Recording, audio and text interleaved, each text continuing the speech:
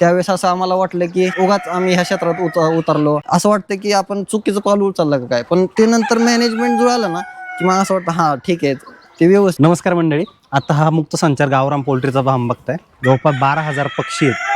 एवढा मोठा फार्म बांधलेला आहे. कशा प्रकारे फार्म बांधायचा यांनी कशा प्रकारे नियोजन केलंय आणि पूर्णपणे मुक्त संचार केलेला आहे. कसं नियोजन करतात, खाद्याचं नियोजन कसं आहे, पूर्ण काही नियोजनाबद्दलचा इतक्या मोठ्या फार्मचा पूर्ण माहिती पाहणार आहे आपण. मंडळी आपल्याबरोबर साहेब आहेत जे पूर्ण फार्म मॅनेज करतात. साहेब तुमचं एक ओळख करून द्या. माझं नाव OS बागवान आहे. मी प्युअर गावरानमध्ये काम करतो. तर आमचं जे शेड आहे ते जवळपास 2.5-3 एकरामध्ये पूर्ण पसरलेलं आहे. आपलं नियोजन जे आहे आपण कशा प्रकारे आखलेलं आहे मी तुम्हाला पूर्णपणे ह्याबद्दलची माहिती सांगतो. या आपण आतमध्ये जाऊया. तर पूर्ण टोटल संख्या किती आता, लहान मोठी पूर्ण पकडली तर? आत्ता माझं जे पक्षी आहेत ज्यावेळेस मी 6 महिन्यापूर्वी ज्यावेळेस कुक्कुटपालन चालू केलं होतं त्यावेळेस मी 600 पक्षी आणले होते.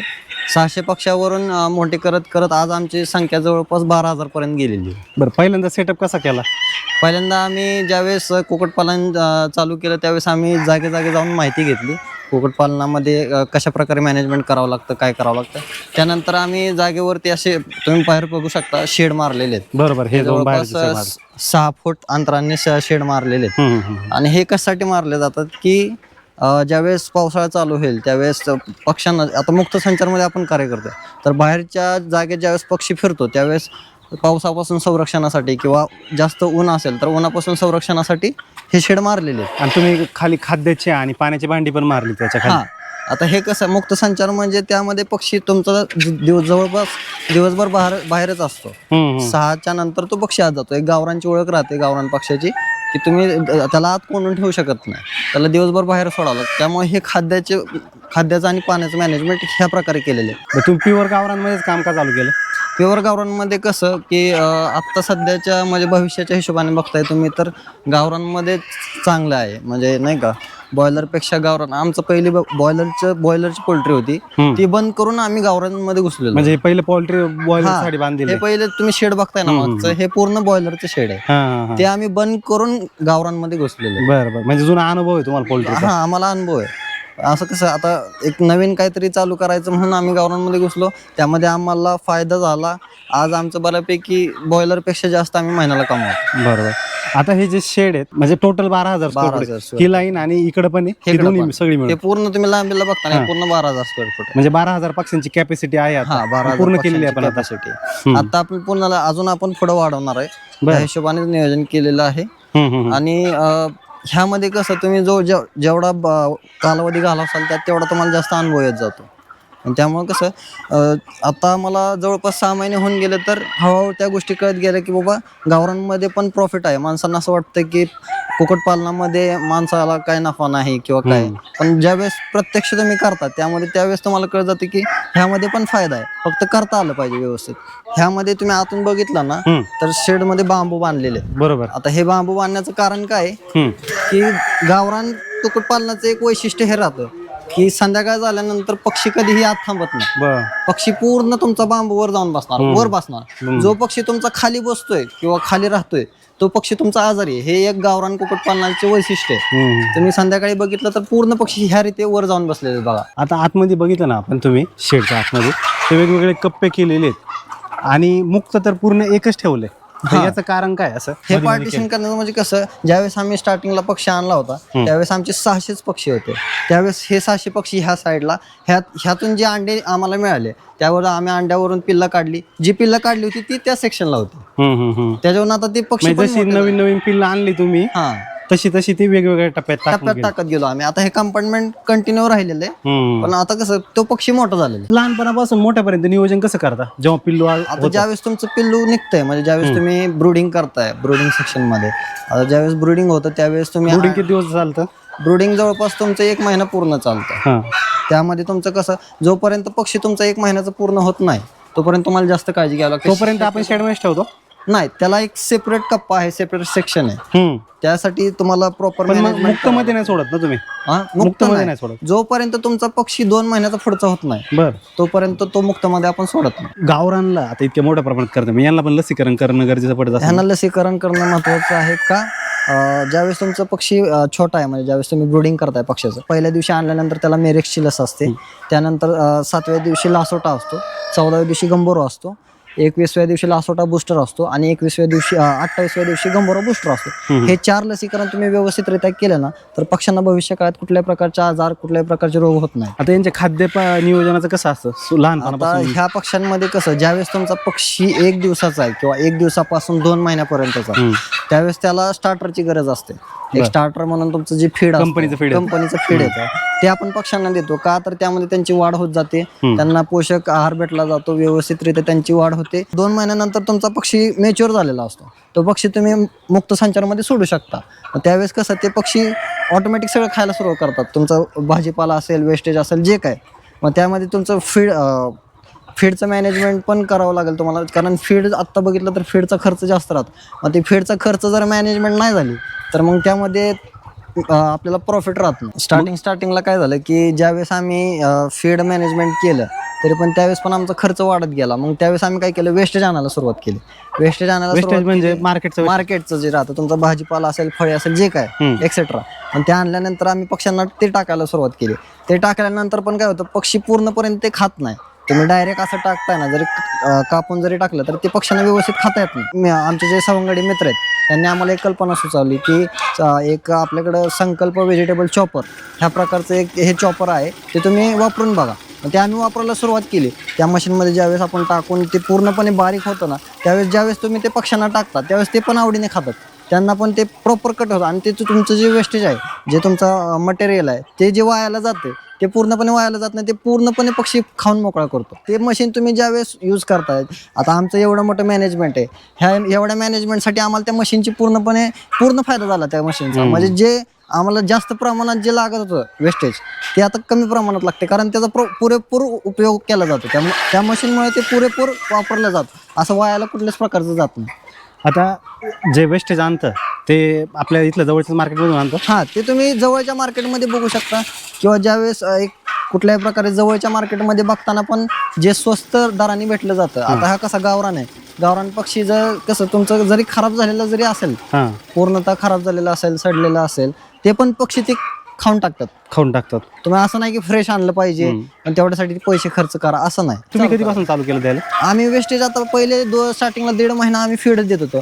ते हळूहळू आम्हाला असं कळायला लागलं की फीडमध्ये आपलं बजेट जास्त जातं. तुम्ही नुसतं फीड देऊन तुमचा हा खर्च मोठ्या प्रमाणात होतो. का तर 1-1.5-2 महिन्यानंतर आम्ही पक्षी जसं वाढवायला सुरुवात केली तसं आमचं खाद्य वाढायला लागलं. खाद्य वाढल्यानंतर आम्हाला असं जाणवं लागलं की मोठ्या प्रमाणात फीडला खर्च होतोय, तुमचं प्रॉफिट कमी आणि खर्च जास्त होतं. त्यावेळेस मग आम्हाला हळूहळू कळत गेले की ह्यामध्ये तुम्ही ज्यावेळेस व्हेजिटेबल टाकताय किंवा वेस्टेज टाकताय त्यावेळेस ते पक्ष्यांना पुरेपूर त्याचा फायदा पण होतो, प्लस तुमचा खाद्याचा खर्च पण कमी होतो. त्याचप्रमाणे तुम्ही ज्यावेळेस ते चॉपर यूज करता, त्या चॉपरमध्ये प्रॉपर ते पूर्ण बारीक होऊन ज्यावेळेस बाहेर पडतं त्यावेळेस ते पक्षी आवडीनं खातात. त्या पक्ष्यांना आवडलं जातं ते. मग ते ज्यावेळेस आवडीनं खातात ना, त्यावेळेस त्या पक्ष्यांची वाढ पण व्यवस्थित प्रमाणात होते. बरोबर. तुम्ही व्हेजिटेबल वेस्ट टाकताय, डेली आणता मार्केटमधून? हो, डेली आणलं. डेली मार्केटमधून आणता आणि डेली टाकताय, तर यामुळं खरंच तुम्हाला फायदा झालाय, खर्च कमी झालाय खाद्याचा? हा. कशा प्रकारे खर्च झाला, म्हणजे पहिले किती देत होते? स्टार्टिंगला कसं, ज्यावेळेस आम्ही पक्षी आणला होता त्यावेळेस आमच्या फीडला जवळपास 2.5 लाख रुपये जात होता. 1.5 लाख रुपये महिन्याला. आता आपल्याला कसं कमीत कमी 600 पक्ष्यांचा, एक पक्षी 100 ग्रॅम खाद्य खातो दिवसाला गावरांचं, तर 100च्या हिशोबाने म्हणलं तर रोजचं 6 किलो खाद्य लागायचं. म्हणजे 6 किलो म्हणजे 1-1.5 किलोचं पोते आपलं धरून चाला, तर जवळपास 4 पोते लागायचे दिवसाला. पण त्या हिशोबाने कसं ते ज्यावेळेस तुम्ही चालू करताय वेस्टेज त्यावेळेस तुमचे 2च पोते लागतात. त्यावेळेस ते खर्चाचं मॅनेजमेंट जास्त होतं, त्यामुळे आपण वेस्टेज चालू केलं. वेस्टेज चालू केल्यामुळे काय झालं, तुमचा 50% खर्च हा कमी होतो. जिथं आपले तुमचे 6 पोते जातात तिथं तुमचे फीडचे 3च पोते जातात. ज्यावेळेस तुम्ही 50% मॅनेजमेंट ते करू शकता, एक बाबा 50 किलो जर फीड टाकताय तर 50 किलो व्हेजिटेबल टाका, जेणेकरून तुमचं ते फीड मॅनेजमेंट व्यवस्थित होईल आणि ते पक्ष्यांना पण पुरेपूर व्यवस्थित भेटलं जातं. 50% फीड भेटलं जातं, 50% व्हेजिटेबल. आपण वेस्टेज चालू केल्यावरती वाढ जरा थोडी स्लो होत असेल ना? पक्ष्यांवर जास्त काय प्रभाव पडत नाही की म्हणजे वजन कमी होणं असं काय नाही. पक्ष्यांना जे कॅल्शियम भेटायचं ते तुम्ही 50% फीड टाकताच आहे ना, त्यामुळे पक्ष्यांवर एवढा काय फरक पडत नाही त्या गोष्टीचा. आणि नाही, उलट तुमचा अंड्यावरती प्रभाव पडतो की अंडे उलट वाढतात तुमचे, कमी नाही. बरं. म्हणजे अंडी वाढतात ते हा. वेस्टेज मुळे. अंडे वाढतात तुमचे. मग वेस्टेजमुळे काय झालं की जिथं आपला खर्च डबल होत होता, जे फीडसाठी होत होता, तर ते डायरेक्ट 50% कमी झाला. मुक्तला पूर्ण कंपाऊंड केलेलं आहे सगळीकडून. हा, हे चारी बाजूने तुम्ही बघू शकता पूर्ण कंपाऊंड आहे. जाळीचं एकदा सांग. ही 7 फुटाची जाळी जवळपास. ही 7 फुटाची जाळी आणि ही वरची, ह्याला तुम्ही जास्त खर्च करायची गरज नाही. हे वर साधी जाळी जरी लावली तरी चालून जात. म्हणजे ती वाघूर टाईपची जाळी. आता हे जे आहे हे महत्वाचं काय आहे खालच्या बेसला, कारण साप वगैरे जास्त भीती राहत नाही. आता हे तुम्ही त्यामुळे खाली पण मुर्गा जाळी मारलेली, खाली पण मुर्गा जाळी मारलेली. इथपर्यंत मुर्गा जाळी मारलेली आहे आणि खाली कॉन्क्रीट मधून पॅक करून घेतलं. कॉन्क्रीट मधून पॅक करून घेतले, जेणेकरून आपल्या कोंबड्यांना कुठल्याही प्रकारचा धोका राहत नाही. म्हणजे खर्च केलेला आहे तुम्ही खूप जास्त. आपण त्या हिशोबानेच आपल्याला पूर्ण करायचंच आहे. त्या हिशोबाने परफेक्ट करायचं. ज्यावेळेस तुम्ही परफेक्ट करताना त्यावेळेस ती कोंबड्या पण सुरक्षित राहतात. त्यामध्ये तुमचं भविष्यात नुकसान होत नाही. तुम्हाला अडचणी काय काय जाणवलंय? ज्यावेळेस सुरुवात करताय तर छोटी करा. जसं की आम्ही केली होती, 600 पक्षी केला होता. त्यातून आम्हाला अनुभव येत गेला. त्यावेळेस आम्ही आणल्या आमच्या जवळपास 600 मधले 150 कोंबड्या दुसऱ्याच दिवशी मिळाल्या. का तर त्याचं मॅनेजमेंट एवढं करून सुद्धा परफेक्ट नव्हतं. ते अनुभव नव्हता. आम्हाला काय वाटलं की बाबा काही जास्त रोगराई नसेल, हे नसेल. पण ज्यावेळेस तुम्ही प्रत्यक्षात कोंबड्या आणल्या त्यावेळेस त्यांना काय काय लागतं, त्यांना अंडे देण्यासाठी काय काय लागतं, त्यांना औषध कशा प्रकारे द्यावं लागतं, परत त्यावेळेस त्यांना जास्त उष्णता पण नाही झाली पाहिजे, जास्त हवा पण नाही लागली पाहिजे. त्याचं मॅनेजमेंट तुम्हाला जमलं पाहिजे की पक्षाला त्रास झाला की मग ते मर वाढत जाते, तुमची मॉर्टॅलिटी वाढत जाते. त्यामुळे ते मॅनेजमेंट हळूहळू तुम्हाला अनुभव होतो आणि ती गोष्ट कळत जाते. मग यातनं विक्री काय काय करता? ह्यामध्ये आपण विक्र्यामध्ये म्हणलं तर तुम्ही पिल्ल विकू शकता. आता आपण पिल्ल विकतोय, अंडे विकतोय गावरान. ही कुठं विक्री होती? आता आपण हे जी विक्री करतोय हे सगळी स्वतः करतोय, फार्मवरून करतोय. आपलं स्वतःचं फार्म आहे. कस्टमर आपल्यापर्यंत येतात, आपली क्वालिटी आपली क्वांटिटी बघून घेऊन जातात. आणि बोर्ड पण लावलेलं आहे, आपण बोर्ड पण केलेलं आहे. त्यामुळे कस्टमर डायरेक्ट इथे येतो. हा, कस्टमर येतात. तुम्ही त्यांना प्रॉपर माहिती दिली ना तर कस्टमरला पण कळतं की बाबा नाही का गावरानमध्येच क्वालिटी आहे. आपलं उत्पादन हे चालू झालेलं आहे. जसं आपल्याला उत्पादन चालू होईल तसं मग आपण प्रॉफिट मध्येच राहतो. जोपर्यंत तुम्ही स्टार्टिंगला माहिती करून घेतली, एक 6 महिन्याचा कालावधी, 1 वर्षाचा कालावधी तुम्ही ह्या क्षेत्रात दिला तर तुम्हाला भरपूर प्रॉफिटेबल हे क्षेत्र आहे. म्हणजे अजूनही तुम्ही शिकताय, अजूनही वाढवताय, अजूनही आम्ही शिकतोय. बरोबर. अजून आम्हाला पुढे भरपूर मोठं करायचं आहे. त्या हिशोबानेच आम्ही प्रगतीच्या हिशोबानेच करायला. तर तुम्ही बघू शकता हे आपण ह्या प्रकारचे डबे लावलेले. त्यामध्ये काय पक्षी स्वतःला सुरक्षित फील करतो. मग त्यामुळे कसं अंड्यामध्ये तुमचं हे होत नाही. आता आज आम्हाला 6 महिने झाले. 6 महिन्यात आम्हाला वेगवेगळे अनुभव येत गेले की पक्ष्यांची मॉर्टॅलिटी कुठल्या प्रकारे होते, पक्ष्यांमध्ये कुठल्या प्रकारचे रोग असतात, तुम्ही कुठल्या प्रकारे पक्ष्यांना मॅनेजमेंट करू शकता, पाण्याचं मॅनेजमेंट कसं करायचं, खाद्याचे मॅनेजमेंट कसं करायचं. आता तुम्ही बघू शकता आमचं खाद्याचं मॅनेजमेंट जवळपास आता स्टार्टिंगला आम्हाला ते पण कळत नव्हतं की खाद्याचं मॅनेजमेंट कसं करायचं. आमचा स्टार्टिंगचा खर्च भरपूर होत गेला. मग त्यावेळेस असं आम्हाला वाटलं की उगाच आम्ही ह्या क्षेत्रात उतरलो, माणसं सांगतात ते खरं आहे असं नाही का. माणसाला असं वाटतं की आपण चुकीचं पाऊल उचललं का काय. पण ते नंतर मॅनेजमेंट जुळालं ना की मग असं वाटतं हा ठीक आहे, ते व्यवस्थित. जर कोण करणार असेल तर सुरुवातीला ट्रेनिंग किंवा माहिती घेणं खूप गरजेचं आहे ना. पहिला ट्रेनिंग किंवा माहिती घेणं गरजेचं आहे. का त्या गोष्टी का, कारण तुम्ही जास्त घेताना संख्येने घेता जास्त, मग ते काय होतं मॅनेजमेंट नाही जुळलं की मग तिथं नुकसान होतं. बरोबर. नुकसान झाले की मग माणूस वाटतं की कुक्कुटपालनात पैसा नाहीये, मग ते करण्यात अर्थ नाहीये असं होतं ते. त्यापेक्षा तुम्ही छोटे पक्षी आणा, कमी संख्येत आणा, 600 आणा, 500 आणा, त्यांना मोठं करा. त्यांना मोठं करताना तुम्हाला काय काय अडचणींना सामोरं जावं लागतं, कुठल्या प्रकारचे रोग येतात, कुठल्या प्रकारच्या अडचणी सामोरं जावं लागतं अडचणींना, ते तुम्हाला कळत जातं. मग तुम्ही त्या हिशोबाने पुढचं नियोजन आखत जातं की बाबा आपल्याला हे केलं पाहिजे, हे पक्षी यायच्या आधी हे करावं लागतं. ते मॅनेजमेंट कळालं एकदा की मग तुम्ही त्या क्षेत्रात रोळत गेला की मग ते तुम्हाला हळूहळू प्रॉफिटेबल वाटू लागतं. त्यासाठी तुम्ही आधी जाणून घ्या, माहिती करून घ्या. वेगवेगळ्या ठिकाणी आज सोशल मीडियाद्वारे पण तुम्हाला ट्रेनिंग दिली जाते.